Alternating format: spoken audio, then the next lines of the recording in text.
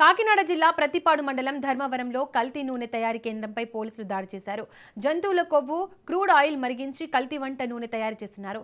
ధర్మాసనం NH-16 సమీపంలోని రేకుల షెడ్డులో గుట్టు చప్పుడు కాకుండా కల్తీ నూనె దందా చేస్తున్న ముఠా ప్రధాన నిందితుడు బండారు ఫణిప్రసాద్ ను పోలీసులు అరెస్ట్ చేశారు.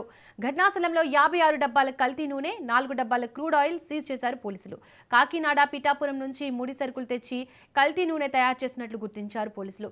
ప్రజా ఆరోగ్యంతో చెలగాటమాడితే కఠిన చర్యలు తప్పవని పోలీసులు హెచ్చరించారు.